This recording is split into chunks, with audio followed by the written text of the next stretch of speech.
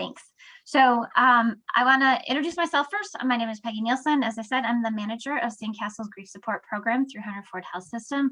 I'm happy to be here. And as it is Children's Grief Awareness Month, we, as part of our mission, are big advocates for helping to educate the community and to help anyone who touches in the lives of children, especially children in grief, to know how to best help these kids as they walk on their journey.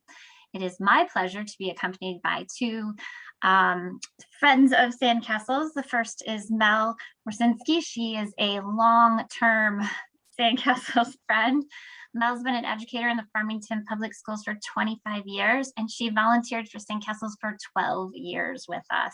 She strives to support grieving students in her school community, as well as even still through Sandcastles.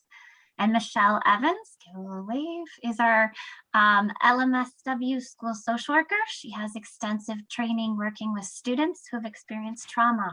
She's completed her master's degree in social work at Wayne State University in Detroit and has worked my people in the chat. So hey guys.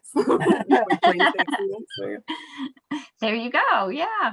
And she's worked as a school social worker for 6 years. She and Mel are both in the same building in Farmington. So thank you so much for joining me and representing the school side of things as we have this discussion today. All right. Thanks. Okay, so we're going to start a little just with the what, the why. We know based on research from the CBEM, which is the Children's Bereavement Estimation Model that came from Judy's house in Colorado, that in the state of Michigan, the research shows that 1 in 13 children or teens will experience the death of a parent or sibling before they turn 18. Okay, I'm going to repeat that one time. 1 in 13 children will experience the death of a parent or sibling before they turn the age of 18.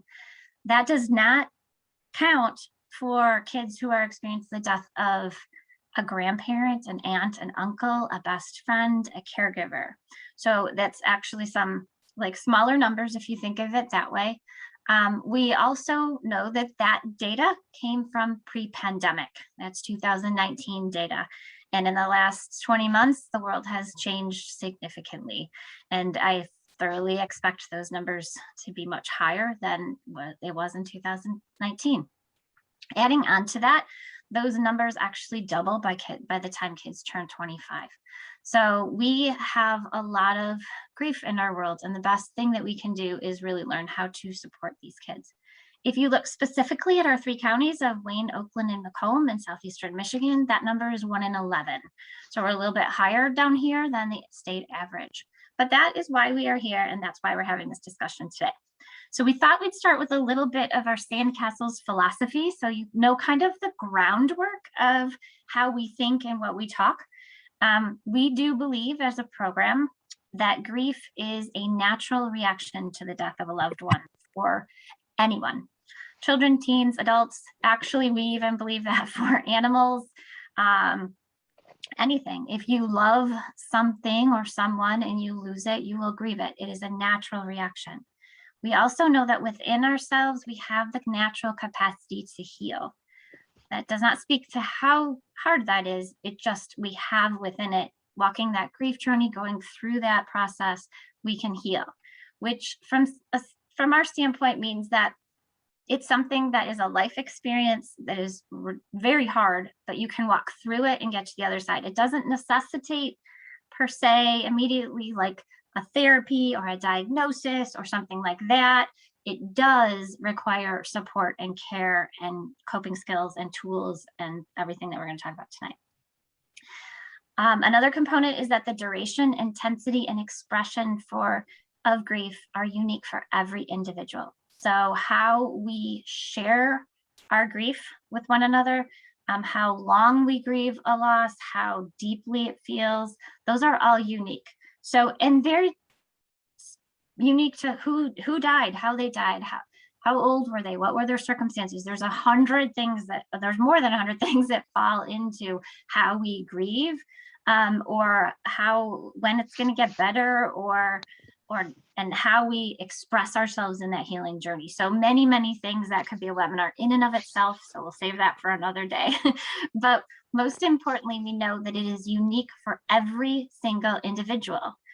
Everyone's going to be different. It's like a fingerprint or a snowflake. How I process my grief is going to be different from even a twin, if I had a twin, but it's going to be unique, which is going to play a role in some of the questions that we ask today, because the answers aren't going to be the same for every person or every student. We know the caring and acceptance assist in that healing process. We also know that we live in a society that kind of needs to better understand the grieving process and how to support someone in grief, because that would make our grief world a little easier. And we know that children, teens, and families that are helping themselves in situations and getting together with others, which is why we have our Sandcastles program, helps to facilitate grief. So our Sandcastles program serves children and teens in the age group of 3 to 18 and their families in biweekly groups, family night activities, and camp activities.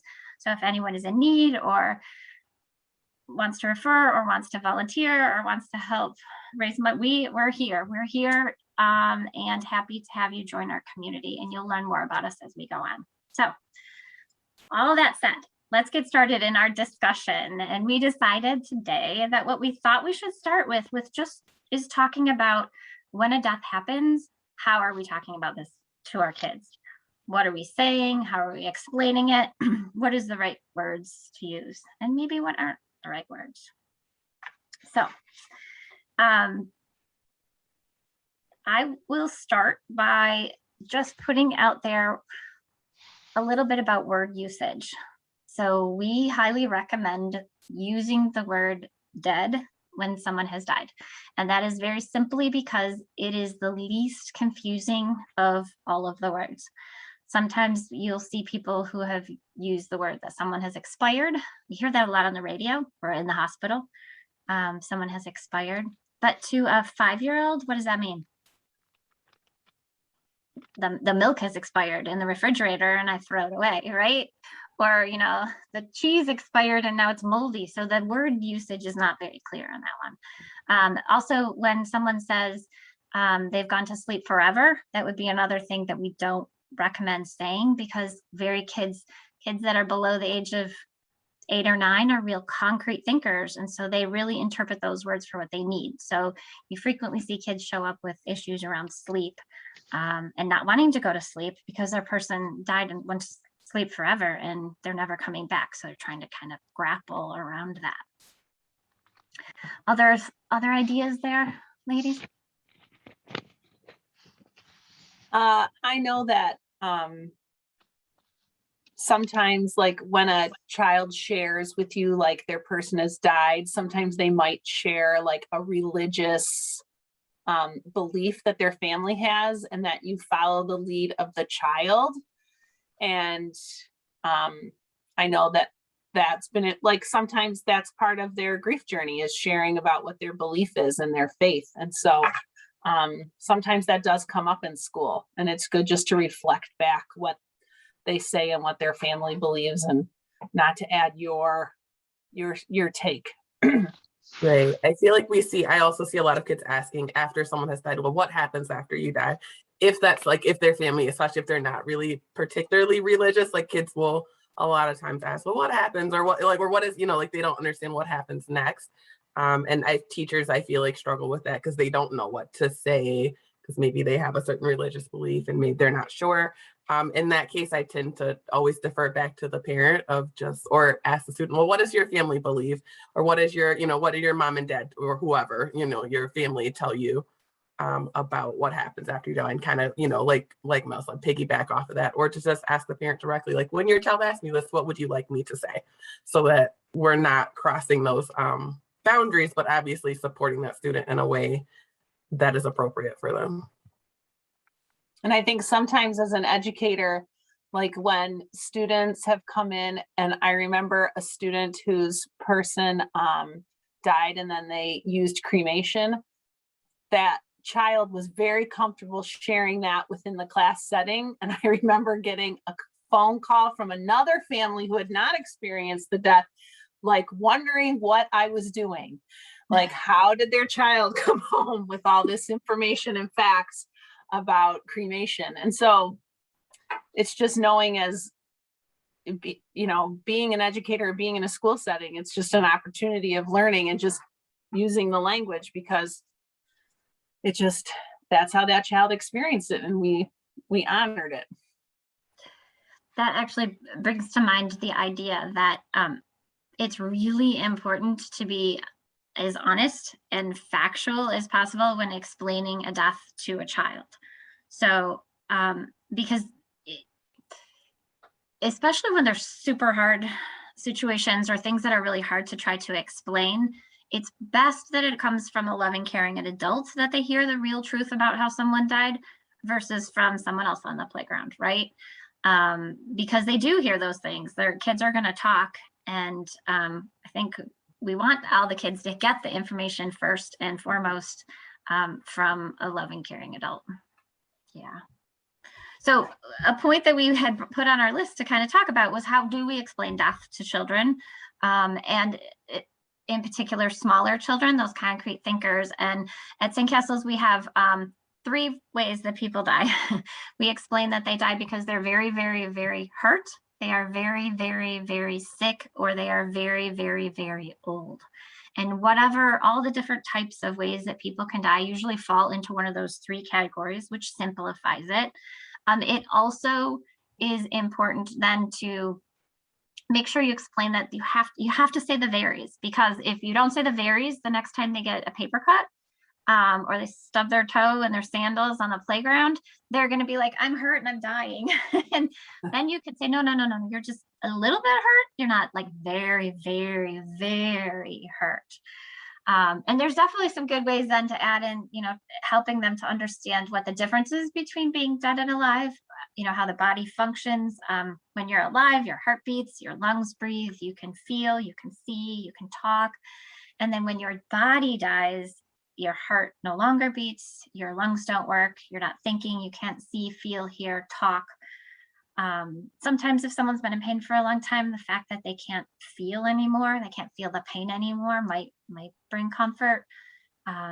It also helps if the family's belief happens to be that the person who died and went to heaven, then you separate the idea that their spirit went to heaven, but their body died and was buried or cremated, if that makes sense. Yeah. Now, those certainly are things that are going to come from home, mostly, not from school, right? Not in the school setting. But those are the things that the kids will be talking about. Well, and even Peggy, in the school setting, like even during morning meeting, if someone asks like, hey, how are things going, or what's new? Someone will potentially bring something up, like a pet dying or something. And then that can create another discussion on things. And so those moments actually then talking about dead and alive with young kids, like pets sometimes help. Yeah, I think the fact-based language really helps too for the smaller ones. In our particular building, we have a lot of students that have autism. So sticking to the fact-based language, especially with those students, is very helpful, because if you start to go too abstract, they cannot grasp that in the same way, and it is not helpful. Then it just creates more questions and more perseveration. So definitely the fact-based language is very helpful with the small children. That's good. A good reflection. And I was just thinking, actually, you guys have, well, I don't know if your school, I know Alameda and Farmington had a lot of animals in their animal room. So you have circumstances. Do your elementary schools have that too? We don't. When they turned the heat down over the weekend, people stopped having so many animals. We don't have any school pets right now. Okay, all right. But it definitely comes up.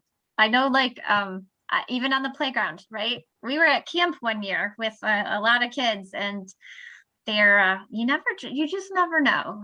The frogs decided to hop towards the pool, and we ended up with a discussion about the dead frogs in the pool. So Oh, Peggy, I need to inform you of a question that came in through the chat that said, what if the person who died isn't sick, old, or hurt? That's a good question. Can I ask how they died, that we can have a conversation around that if you feel safe enough to put that out there? That would be great.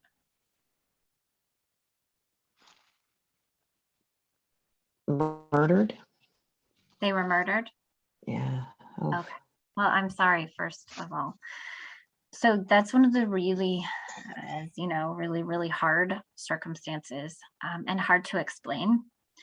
So I would explain it in however they were murdered, their body was alive previous to whatever happened. So they had to, however that happened, if they were beat or they were shot or killed or something like that, the bullet entering the body and hurting the body then puts it in their body was hurt category. So when you're explaining the stuff to kids, it's you start by giving a little bit of what happened, like they were killed, a bullet entered their body and it made it not work anymore.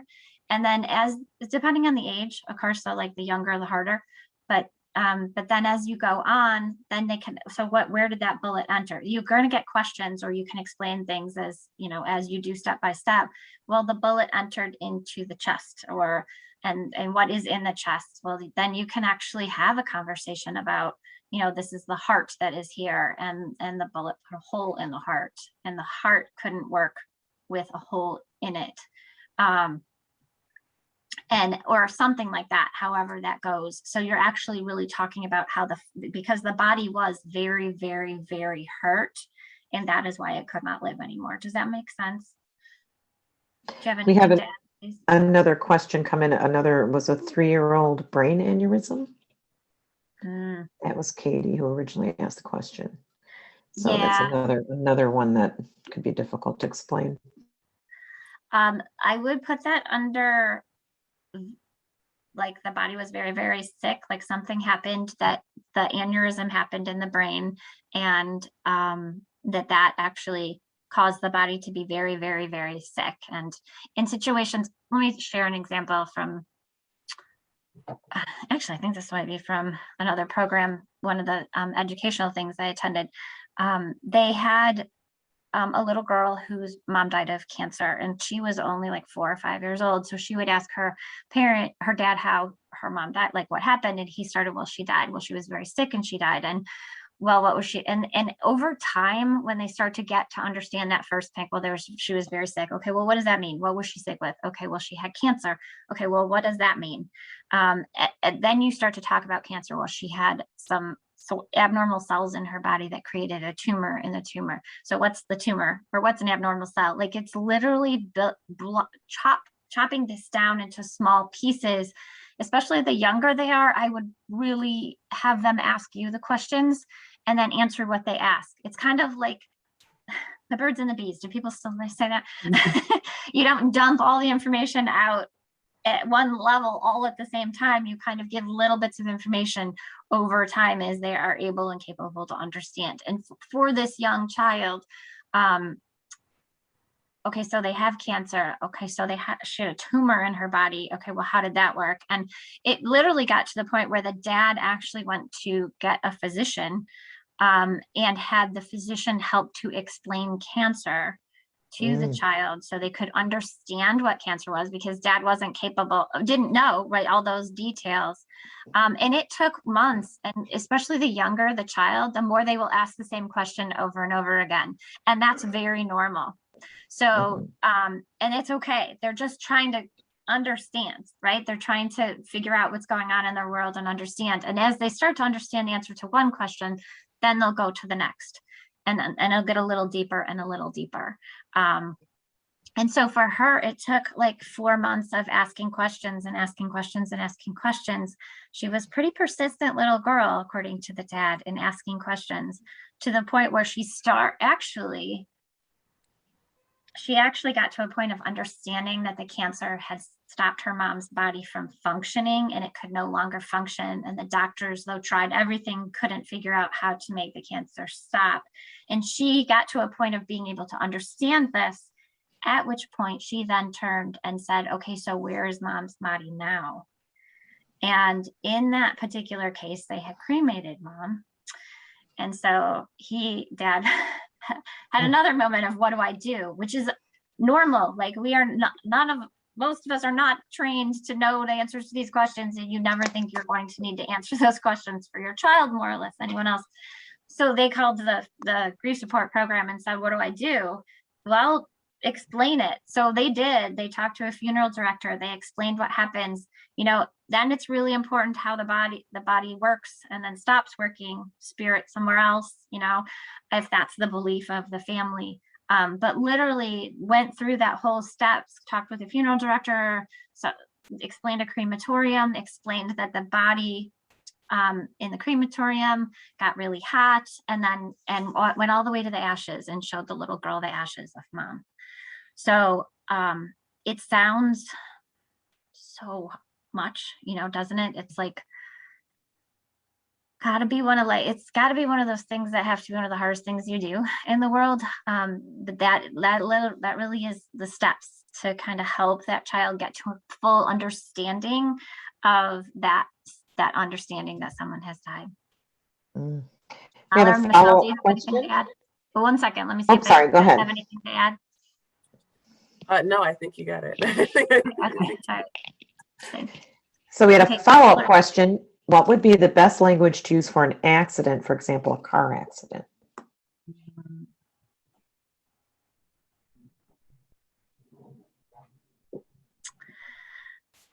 I would probably go right along the same lines. Make sure that they understand that no one intended, if that was the case. This was not an intent, it was an accident. That there's a lot of different circumstances around different accidents. To kind of work with whatever the situation is and walk them through that step by step. Again, it's going to be an accident where the body has been hurt, most likely so badly that the doctors could not repair it, or they tried to repair it and they tried to do this, that, or the other thing, and the body couldn't be fixed. I also have seen in different situations where families have come in with accidents where kids feel responsible in some way, or even think that they could have prevented it somehow, which is a really normal way of thinking. And that's okay. And so what we always say is, when that comes in, you help them once, like you explain once, like you were in the back seat of the car, buckled in, there was no way that you could have, we had a situation once where someone thought, the child thought they should have been able to get out of the back seat of the car and help steer the car when there was a medical emergency. But this was all in 10 seconds, right? That happened. So we as adults know that that's not possible. But for that child, that's where they were.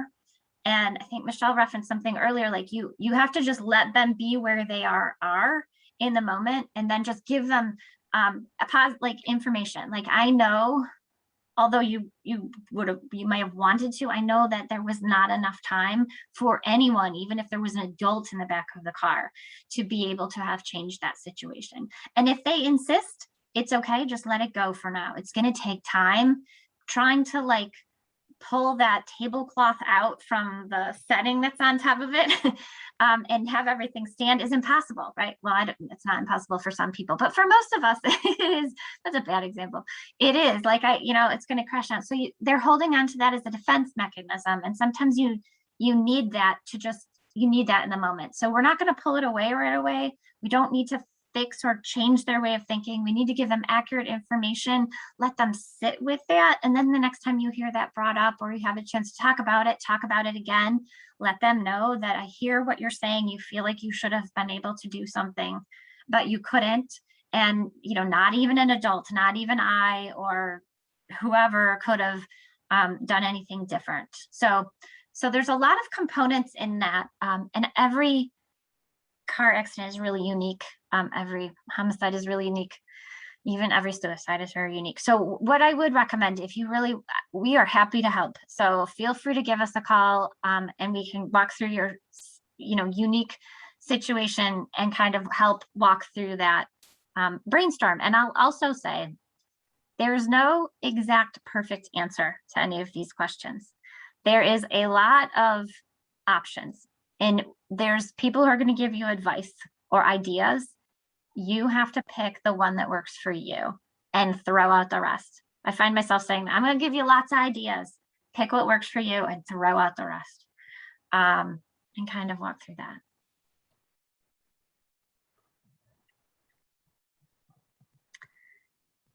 Okay. Any other?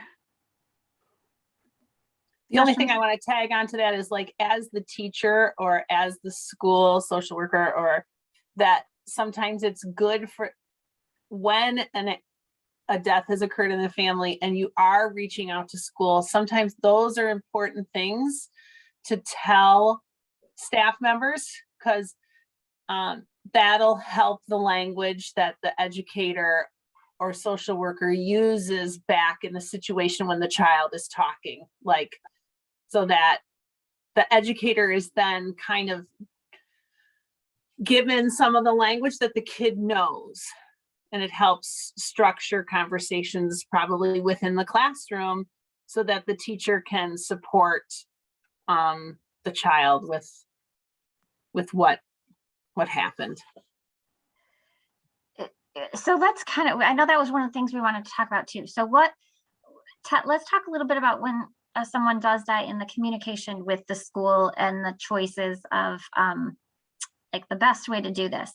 And I even learned something recently. I was that, this is a little jumping outside, but I learned that when you go from one elementary school, like going from an elementary school to a middle school, even though it goes in your file, you still want to inform people. You want to tell them, and you want to let the teachers know, because they may not ever see it. And so no one's ignoring those issues or ignoring that child on purpose when they get to a new school, but you gotta be proactive, I guess, even though you've said it 100 times, and I'm sure it's on paper somewhere, or actually it's not paper anymore, is it? It's like a computer file.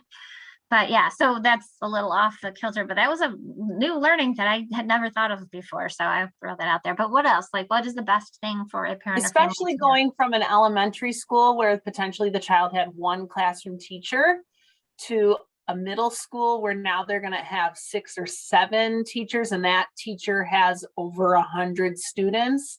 That potentially, is a challenge for teachers to quickly get up to speed. So a quick email or call is a good heads up. Yeah, as the school social worker, I, have certain kids that I work with, or kids that I know, that are about to make that transition from middle school to, from elementary to middle. And I like to reach out to the middle school team. I will just send an email or, something either right at usually at the beginning of the school year, because when you do it at the end of the school year, it just gets lost over the summer.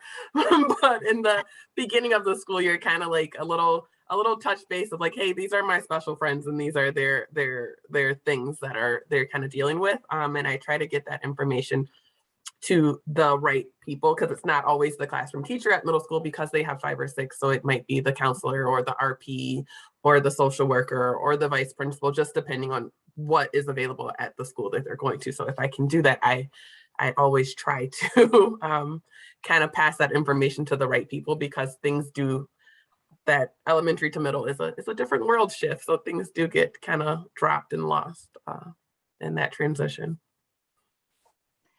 How is the coming back to school if someone's had a death? So is there a I don't want to say protocol, but I will, for lack of a better word, when someone comes back in to decide how it is shared, if it's shared, who shares it,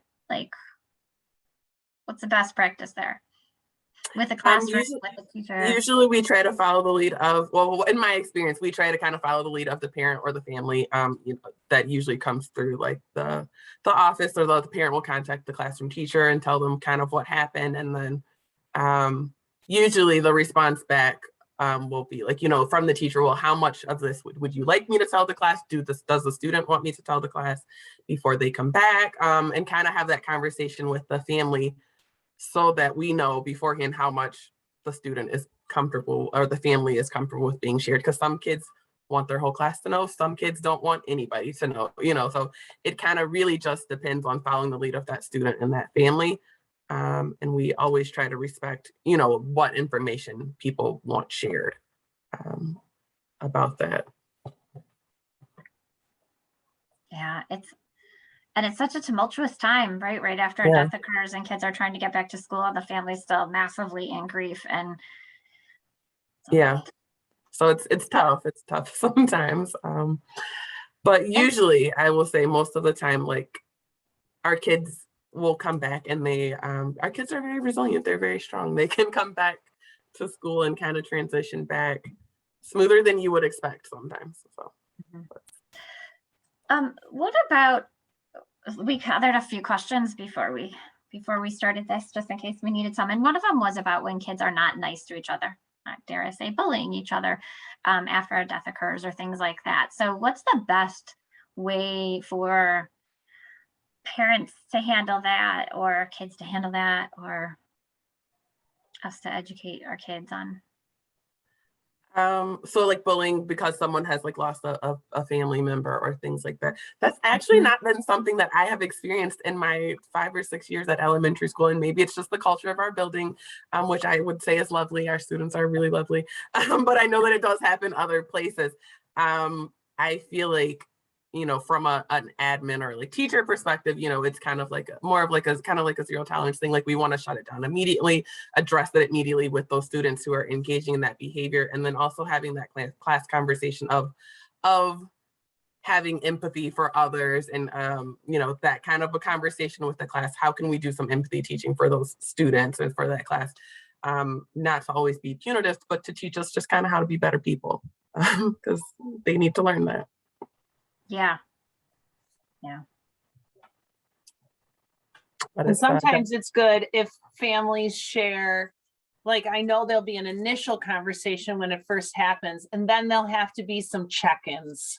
Like, it's good for the teacher to reach out to the family, like, how's it going? How do you think, blank child's name is handling, like, what support can I reach out for?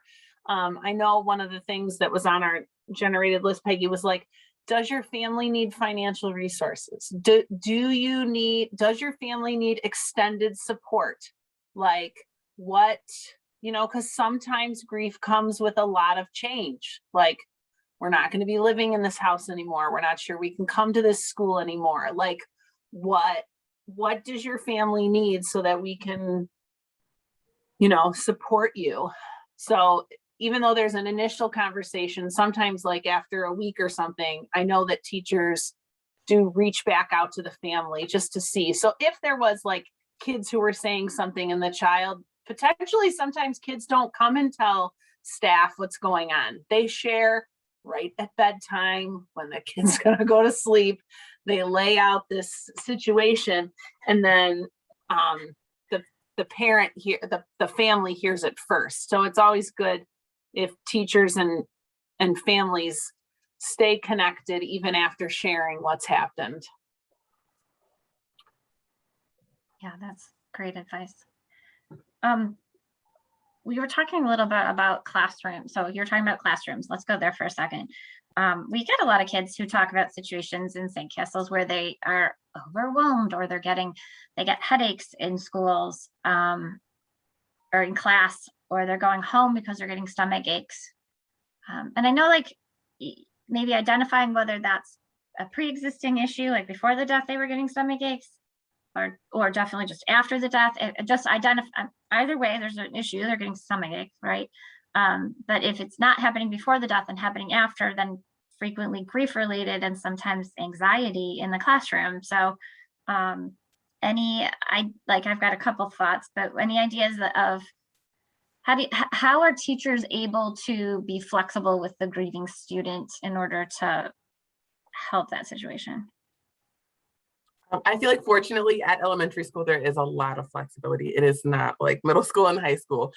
So we do have that kind of option, and a lot of we've done a lot of work around just like trauma in general, of like having that calming space in your classroom, having access to things that help students with their anxiety and having those calming moments. So it's kind of, some things are already built kind of into our classrooms that we do anyway, you know, before, to kind of create that safe space and that safe you know, areas for students, like physical spaces. Also, I feel like just having teachers be very aware of like noticing those type of things, and then helping them to, a lot of times people will like want to say, oh, I'll send them to the social worker, but I don't know every single kid in the building, and I definitely don't know them as well as their classroom teacher. So a lot of times that might look like, instead of calling me to come take your student, that I'll take your classroom and you can come to my office and talk to that student, or, you know, have a moment with that student, because that's a safer person for them to talk to. Great. You know, as opposed, when I can do this, I can keep it, you know, as opposed to, I can't talk to your student, but they might not want to talk to me because they don't know me as well as they know you, because you're the person they see every day and you're their safe school person. Yes, I kind of feel like that's something that I try to kind of push, and we try to do as much as we can. And then also building those connections to other people, so that students, you know, they even in elementary school, they have just the one teacher, but there's a lot of other people in our building. We have SEL supports, we have a psychologist, we have a social worker, we have Miss Rosinski, we have all these other people that we try to connect kids to, and just kind of to figure out who they have that comfortable bond relationship with, that they can talk to, even if it's not me, the trained social worker, you know, just who do they want to talk to, who can they go to, what's available to them, and letting them know that it's okay if you feel this way. If you feel this way, you can talk to this person, or you can ask for this thing, and we will honor that and give it to you. So I feel like in elementary, we have a lot of that flexibility to be able to do that. I know middle school and high school looks a little different, but it's similar. There's definitely supports and programs built into middle and high school as well. I think some classrooms now with social and emotional learning have talked about creating what's called a safe place in their classroom. It can be a beanbag chair, it can be a stool, it can be a spot underneath an empty desk, where like in that space there might be fidget toys, a calming thing, those like bottles that look like lava lamps that have the oil and the liquid that move, or glitter, so that kids can find a space that they can go to, so that they can have a moment to calm down. And it also takes the finesse of a teacher potentially saying, do you want to go to the safe space? Are you feeling like you might need to do something? If a child isn't able to articulate why they're feeling frustrated, upset, have a tummy ache or something like that. Like, and sometimes a kid just doesn't want to talk about it. They just want a break. Because maybe something that happened in class triggered a feeling. Because I saw in the comment, Megan said that her daughter had a fundraiser for the Heart Association in her dad's memory, and then came home crying, which, because kids were making fun of the fundraiser, which would, boy, wouldn't we like to talk to all those kids and help your daughter have had a better time transitioning to that. But like, kids say things, and sometimes kids don't see the impact of what they're saying in the moment. And it's the work that elementary schools and middle schools and high schools are trying to do right now, of trying to help kids build relationships and speak the language of talking about feelings and identifying how your feelings, is so important, so that you can try to stop things from happening like that, which I'm so sorry that happened. Somebody asked, why you think Mel just gave some good examples of things that we have to ease like child anxiety. So yeah, we have all those like physical things of having a safe space. We have a sensory room. We have access to all different types of fidgets and iPads with calming apps, and you know, like all different types of things. So I feel like there's a wide variety of things available that are not very expensive and, you know, very accessible. But it kind of also just goes to what the student likes or is requesting. We have to kind of honor, maybe that kid just wants to go for a walk in the hallway, and that's a thing that, you know, they can usually do for the most part. Like, so it just kind of depends on the student, but there are different, you know, apps with breathing things, websites with breathing things, toys, fidgets, beanbag chairs, just all those kind of, just anything that's kind of relaxing. We try to have that available to students, at least in our building. There's a question from Victoria that says, how do we dress a child who acts out after their person has died? Like, makes me take a deep breath. Like, it just means like somehow throughout the school day, we have to figure out how to provide some opportunity for some breaks for that kid, I think. And also to provide some structure. These are things that we can control, that you can do. And here are some things that we're going to help you work through. I know that Michelle has worked with teachers on like behavior plans and other things. And I feel like a lot of that, for after a person passes, it's helping the child to like identify that feeling. Okay, so I can tell that you're feeling very, very sad right now. You're feeling very, very upset. So when you feel like that, these are the things that you can do, as opposed to, you know, their natural reaction might be to throw all their materials and put their head down and not want to work. And sometimes, you know, so we can't do that all day. So if you're feeling like that, this is what we can do. We can take a break. We can, you know, do XYZ activities that we enjoy, that make us feel better. And then we try to get, you know, the goal is to always get back into some learning as much as we can.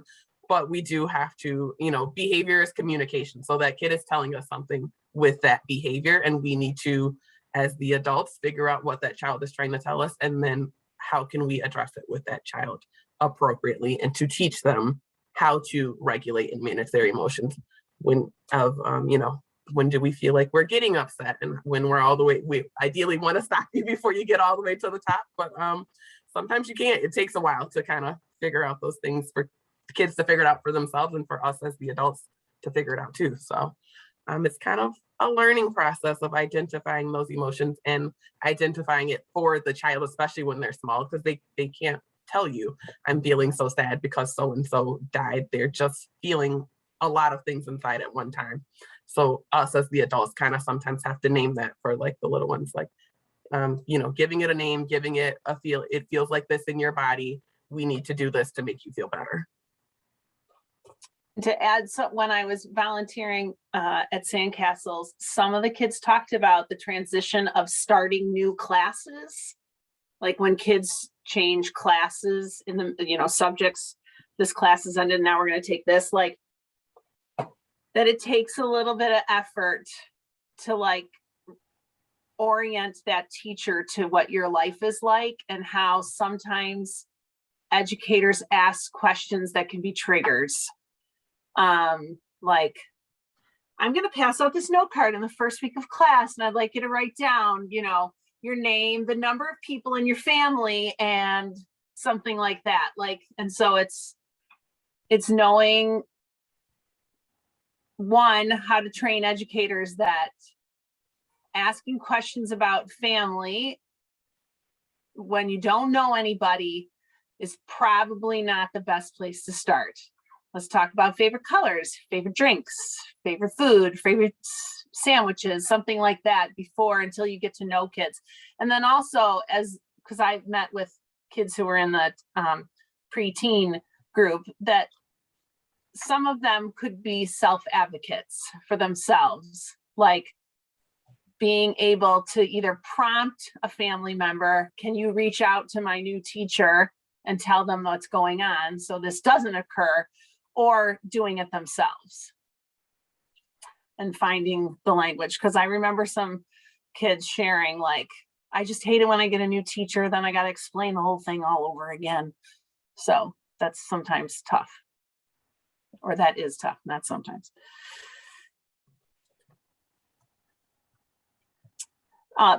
One of the things, Peggy, you had in there was like talking about triggers, like grief bursts can happen unexpectedly, like Father's Day, Mother's Day, when we have activities run by PTAs, which are meaning to be great things, but donuts with dad and muffins with mom, can't we just call it special people or something like that? So it's, as educators, I know we've changed some of the language at our school just because it's inclusive. We don't want to alienate, and families are made up of all different things now. So yeah, and sometimes you don't know. And I had recently come upon someone who had an experience where it had been a very long time since the person had died, but some trigger came up in school. It was actually like a students against drunk driving type of experience, and they had brought in the car and the front lawn, and their person had died a number of years ago, but died of from a car accident with a drunk driver, and that just totally triggered the child. So know even forward that, you know, that's grief, unfortunately. You know, and I'll also say one of my favorite like movie lines right now is from WandaVision. Sorry, took me a second there. You know, WandaVision, where Vision says to Wanda, because he's dying and they're gonna go, and but he says, what is grief if not love persevering?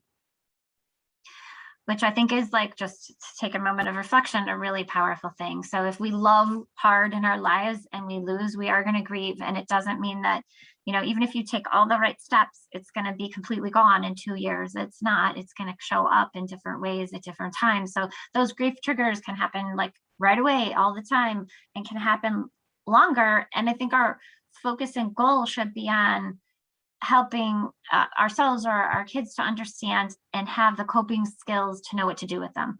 So to know that that's normal and that's going to happen, and it's okay. But what do we do with that when it happens? So going back to the discussion of what do we do with emotions, right? Like, so you get overwhelmed, and how do we identify that emotion, and then how do we release it from our body in a safe way? Those are coping skills, right? So if you're a teenager, you may know that I can go outside and kick a soccer ball around, and that helps me to get rid of my anger or frustration, and I feel better afterwards. But a 5-year-old might need some help with understanding that. But sometimes even a teenager does. So I think that's part of that grief process, and helping kids through it is, you know, Sandcastles, we always say, your feelings are never wrong. What you do with them may or may not be. So I can't control if I get angry. I can't control, and my immediate, I got anger when I heard that, right? I can't control that feeling from coming on, but I want to identify it as soon as I can and make sure I act on it appropriately. I don't want to hit someone or something or lash out with words or anything, but I do want to find safe ways to release that. Yeah, I would agree. I have a poster in my room that says all feelings are okay. It's what you do with them that matters. And I really try not to label, even though it's hard sometimes, feelings as good feelings and bad feelings, because there's no bad feelings. There's just feelings we don't like to feel. But they're not bad because we're supposed to have them. They're just ones that we don't like to feel. And there's a great question in the chat, you guys. How do you help children get through the rough days, like the anniversary of death or birthdays or holidays? I think as an educator, you have to plan for it. Like if you're going to do something, a holiday related activity, number one, it depends on the school. Sometimes it depends on what your school does. But like if you know a child's gonna have something come up with that, you're pre-thinking about it. You have to come up with a plan. I know that it's Mother's Day coming up, and our class is going to be making cards for a blank. Would you like to make, how would we like to do it? Would you like to make a card for your special person, for your mom? Would you like to make a card for someone else? Would you like to do something totally different? And I also know your question made me think of something from a long time ago when I was a new teacher. I had a student who experienced a death, and they just were constantly taking little scraps of paper and making little things. Like their desk was full of little notes and doodles and drawings. And eventually I just put an envelope in my cupboard And because the kid just kept bringing me all these treasures and I didn't know what to do. And so finally I said, this is your special place. We're going to put this envelope in here. And anytime you have something you want to put it, and we can take it out whenever we want and lay them out and check out what we've done. But like, I needed to give them like an appropriate spot, like a spot where they could like go visit and deal with things, because sometimes if they're having a rough day, they just need their stuff. I don't know, Michelle, you might have more about death anniversaries or. No, I would kind of agree with what you said, as to be able to front load and pre-plan as much as possible, whether you're reaching out to a parent or talking to a student before those things come up, like you said, before the field trip to the Day of the Dead Museum, or, you know, before a birthday or a holiday or a big celebration or things like that. Especially a lot of times if it's, well, not even the first doesn't really make it any, it's the first Christmas without your person, or to kind of front load that with the student, like, this is coming up. Do you want to talk about it? What would you like to do?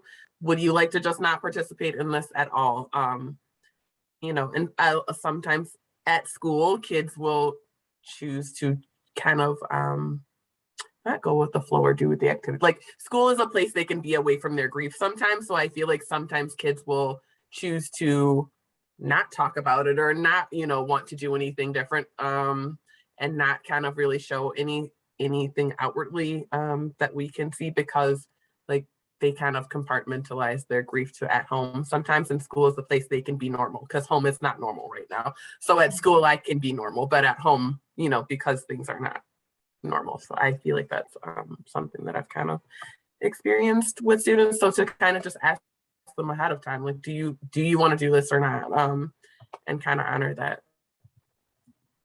And sometimes kids will tell you after a holiday that they've done something, and they'll share it during morning meeting. Like, I've had kids say, we went to the cemetery.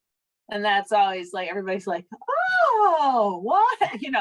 So sometimes they'll do things, but they don't tell you about it until a whole group kind of moment. And so then you got to just roll with it. And of course, thankfully, so many other families sometimes do something similar that it normalizes it.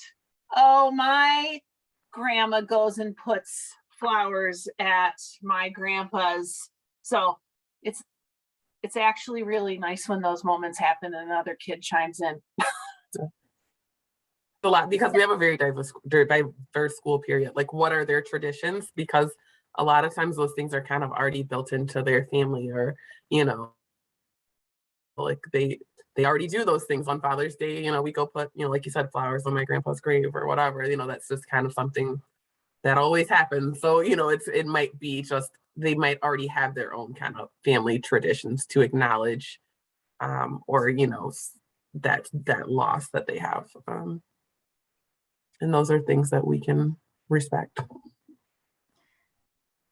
I'd say from a family perspective, communication is the key. So don't presume you know what your kids are thinking, even if you're pretty sure you do. Really just ask. Thanksgiving is coming up next week, and it's going to be a lot different because so-and-so is not here. And I just really want to have that conversation. Like, how are you feeling about it? And even kind of, there's some great resources that actually have just come out from the NAGC, and we have them on our website, and we have them on our social media, and but that literally talk about how to kind of go through these holidays with kids. So have that conversation of, this is what we normally do. What do we want to, is there things in there that we want to keep that are important to each of us? Are there things that we just can't do again? And we don't want to do it.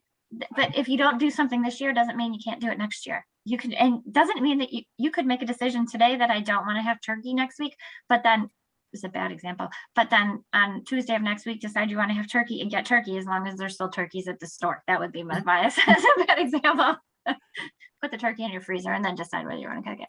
But so, like, it's real flexible and real fluid. And if you do have people who are grieving in your world and you're supporting someone in your world, be respectful of that. It might be hard, and they might want to change their mind, and it's okay. I do feel like there's a lot of reported that the actual day is usually not as bad as the anticipation leading up to it. I don't know if that gives any little bit of hope, because it's hard no matter what. But yeah, have conversations with schools so people know what's going on. If there's a death anniversary or a birthday coming up and you know your kid is struggling, maybe shoot the teacher an email and just say, hey, I don't know if they're going to bring it up, but just know. We had a child who shared that they had real problems focusing and on tests and things. And sometimes if they start the test and get overly anxious, they do really badly on the test, and then they feel horrible and blah, blah, blah. Well, they actually worked out with their teacher. When that happened, their teacher let them come back again after school and take it again. So, certainly going to depend on the teacher. And that was an older high school student, but that helped because they knew the material. That wasn't the question. It was that the grief got in the way they were taking it. So having communication with, your teachers and your social workers and your school, if your child or any child's having issues or you're worried about them, like open that communication. That's the best way to get some plans and ideas. I know we're running, I think, to the end of our time, but there's one thing that I did one question that you had sent before that I wanted to touch on, because we kind of talked about it today. The 504 plan and IEP question. So there was a question about, are those things that can be used to help a grieving child who's struggling, who has an ongoing struggling with the loss? I would say, because I work in special ed land, an IEP would probably not be the direction that, a 504 and IEP would not be where we started, but an IEP would probably not be the solution for a grieving student. It's more for, do we truly believe a student has a disability? And typically, grief does not fall under that. A 504 plan, in some cases, may be appropriate if that student does, from their grief or something related to that situation, kind of maybe develop like an anxiety disorder or things like that. That could be addressed through a 504 plan. But before you even get to that, we kind of want to access some of those other supports that we have available, kind of, working our way up the stairs. Before we get all the way to 504, we would always want to put in accommodations with those, things with their teacher, things with the other supports available in the building, the counselors, the SEL supports, the social worker, those kind of people in place first, and put some other interventions and access to other, calming materials, and do some of that teaching, kind of small group teaching, before we would ever kind of go to that 504 IEP land, because that's kind of a different situation. But obviously we do always want to address, are they having behavior because of a